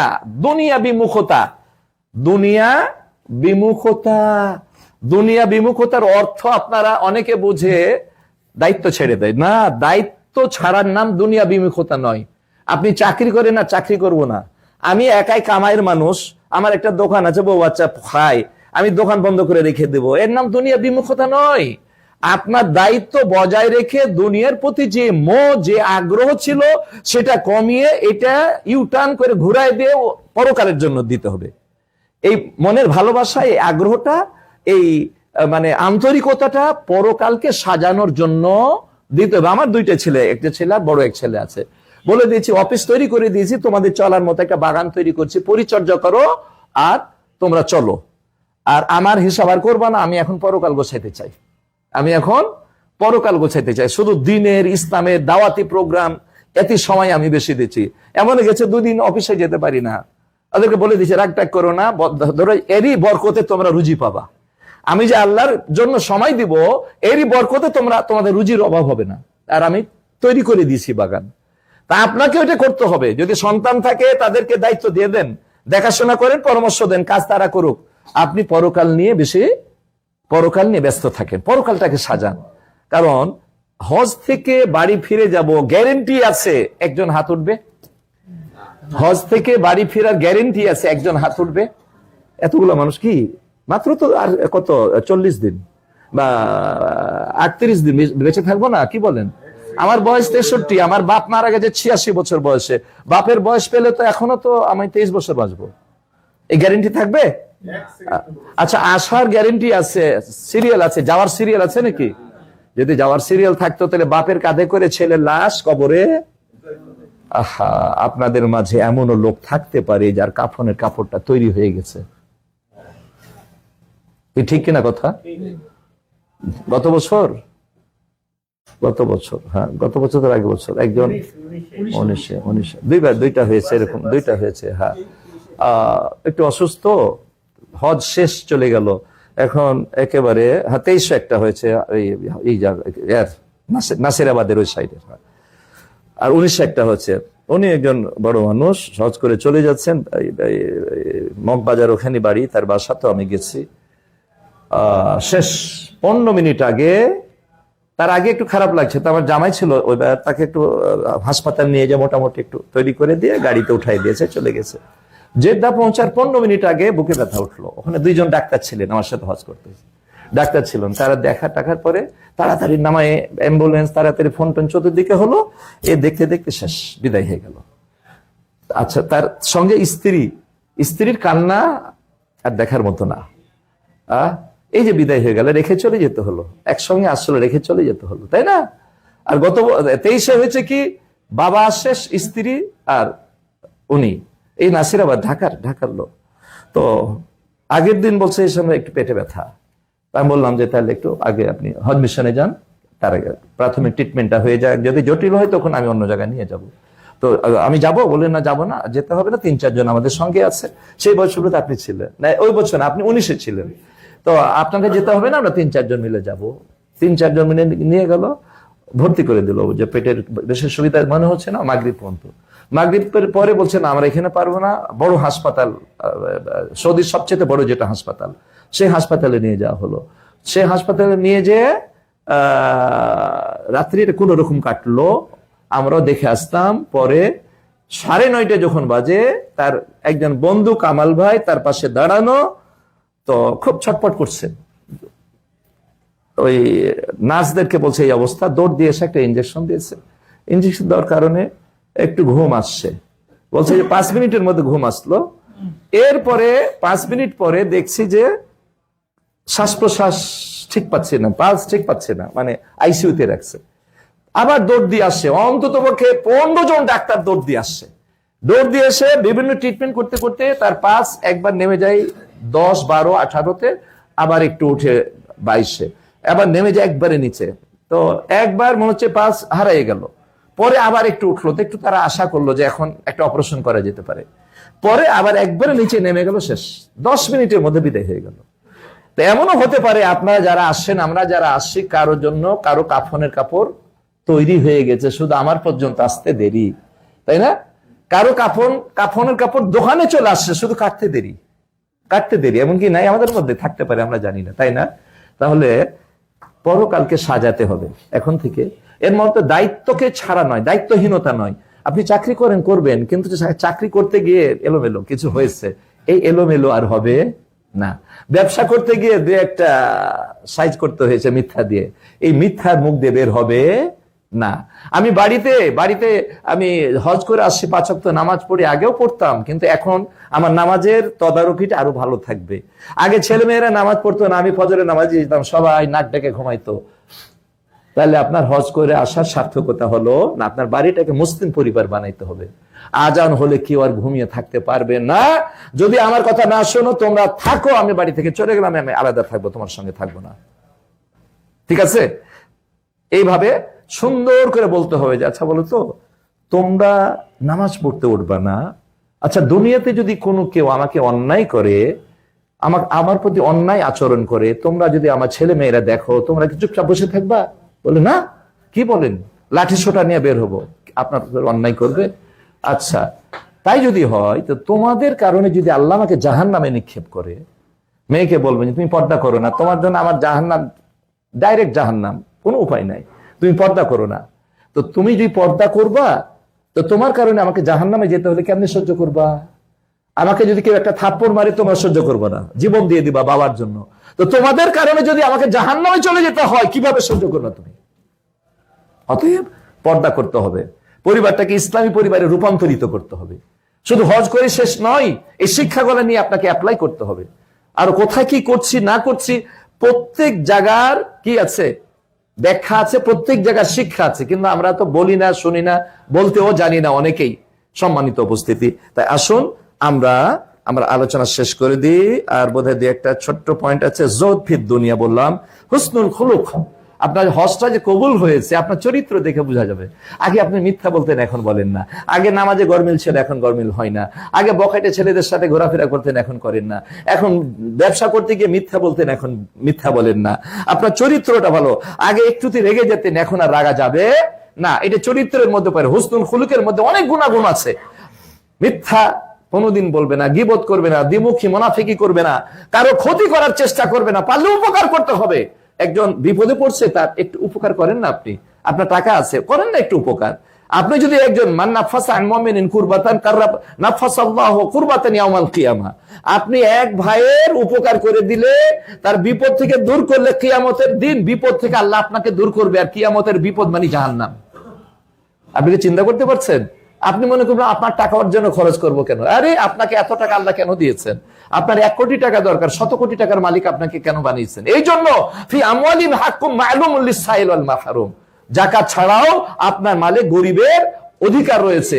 আপনার প্রতিবেশী গরিব, ওষুধ কিনতে পারে না, আপনি যদি চুপ করে খান, তাহলে আল্লাহ রাসূল বলেন আল্লাহু লা ইউমিন, আল্লাহু লা ইউমিন, সে মুমিন না, মুমিন না, মুমিন না, যে নিজে পেট পুরে খায় আর তার পাশে তার প্রতিবেশী ক্ষুধার জ্বালায় তরপাই। আপনার দায়িত্ব কি? খোঁজ নিয়ে তার বাড়িতে চাউল ডাল পৌঁছে দিতে হবে। ধনী হওয়া যেমন নিয়ামত, এই ধনটা যেন আল্লাহ নির্দেশিত পথে খরচ করে সেটাও আপনাকে মেনে নিতে হবে। সম্মানিত উপস্থিতি, তাহলে আসুন আর কথা আমরা বলছি না। আর তাজান্নাবুল মিনার রাফাসে ওয়াল ফুসুক ওয়াল ইমতিনা আনিল মাআসি আল মুজাদালা আতনা আদাইল মানাসিক, যেটা বলছে আগে সংক্ষিপ্ত, হজের এই মৌসুমে আর আমরা মানে এটা আপনার হজটা যে হজে মাবরুর হচ্ছে তার লক্ষণ। এই হজের মধ্যে কোনো ঝগড়া করা যাবে না। কেউ যদি ঝগড়া করতে আসে তো বলবে না আমি হজ করতে আসছি, আমি হজের অবস্থায় আছি, আমি তোমার সাথে ঝগড়া। ইন্নী সাইমুন, যেমন রোজাদার বলে, আপনিও বলবেন আমি হজ করতে আসছি, আমি তোমার সাথে তর্ক করবো না, কিছু বলতে হলে দেশে গিয়ে বলবো, এখন চুপ। একবারে মুখে তালা মারতে পারবো তো আমরা ইনশাল্লাহ? মুখে তালা মারতে হবে আর সবুর করতে হবে। আর ক্ষমতা থাকার পরে কারো অন্যায় যদি আপনি ক্ষমা করে দেন, আল্লাহ কোরআনে বলছেন ফাআজরুহু আলাল্লাহ, এর বিনিময় ফামান আসলাহা ওয়া আফা ফাআজরুহু আলাল্লাহ, আল্লাহ দিবেন। আল্লাহর বিনিময় মানে কি? জান্নাত। আল্লাহ কি দিবেন? আপনাকে বাড়ি বানিয়ে দিবেন খালি?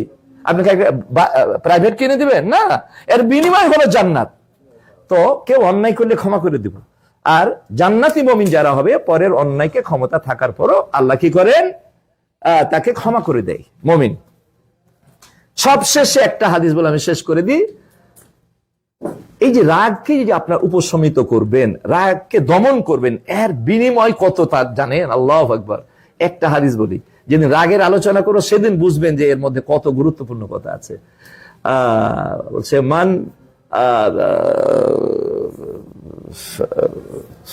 হাদিসটা হলো, যে ব্যক্তি রাগ করলো বা রাগান্বিত হওয়ার পরে যদি এই রাগটা আল্লাহর জন্য ক্ষমা করে দেয়, তাহলে তাকে দাআহুল্লাহু ইয়াউমাল কিয়ামাতি আলা রুসিল খালায়েক, কিয়ামতের ময়দানে আল্লাহ তাকে ডাক দিবেন। মান কাযেমা গাইজান ওয়া কাদিরুন আইন ইনফিজাহু, রাগান্বিত হয়েছে আর প্রতিশোধ নেওয়ার ক্ষমতা আছে, ঠিক আছে, কিন্তু সে ক্ষমা করে দিল। কি করলো? ক্ষমা করে দিল। তাহলে আল্লাহ কিয়ামতের ময়দানে আল্লাহ তাকে ডাকবেন, ডেকে কি বলবেন? যে তুমি আমার জন্য তাকে ক্ষমা করেছো। ইখাইয়িরুহু বিআইয়িহুরিন শাআ, তোমার জন্য জান্নাত আছে তো আছে, এই ফালাকাল জান্নাহ অন্য হাদিসে আছে। তো জান্নাতে একাকি তো ভালো লাগবে না, তো তুমি তোমার কয়জন হুর পছন্দ হয় নিয়ে তুমি জান্নাতে চলে যাও। তাহলে রাগ কন্ট্রোল করলেন একটা, আর বিনি পাবেন দুইটা, কি? জান্নাত আর জান্নাতের লাইফ পার্টনার, আপনার খেদমতগার, আপনার লাইফ পার্টনার। সে কয়টা? কোনো হিসাব নাই। আপনার জয়টা পছন্দ নিয়ে জান্নাতে চলে যাবেন, আল্লাহ আপনাকে ইখতিয়ার দিবেন। আল্লাহু আকবার। এটা কি আমরা চাই না?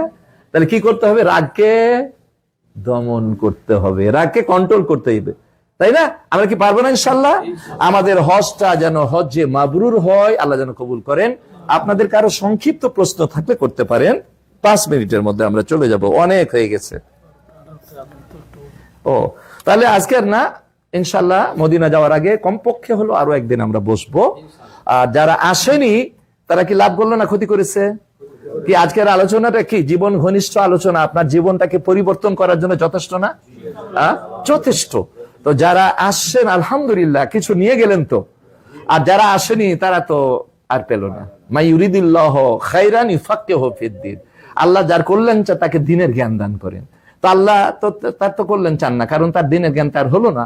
অতএব যারা, আপনি কি চান যে ও না আসুক, পরবর্তীতে যে আসেনি আপনার রুমমেট তাকে ধরে নিয়ে আসবেন, এর জন্য আপনি নেকি পাবেন, এর জন্য আপনি নেকি পাবেন। যেই দিনে আলোচনা হবে, কি নারী কি পুরুষ সবাই আসবে, আপনারা শুধু পুরুষরা শুনবেন, নারীরা মাহরুম হবে তা নয়, তাহলে শুনতে হবে। তো আমরা আসবো তো ইনশাল্লাহ। আল্লাহ রাব্বুল আলামিন যেন কবুল করেন। আমরা আজকে যা করলাম আমি সহ সকলকে যেন আমল করার তৌফিক দান করেন। এবং সবশ্রেষ্ঠ দোয়া হচ্ছে আল্লাহ যেন আমাদের হজটা হজে মাবরুর হিসাবে কবুল করেন। আমিন। ওয়া আখিরু দাওয়ানা আলহামদুলিল্লাহি রাব্বিল আলামিন।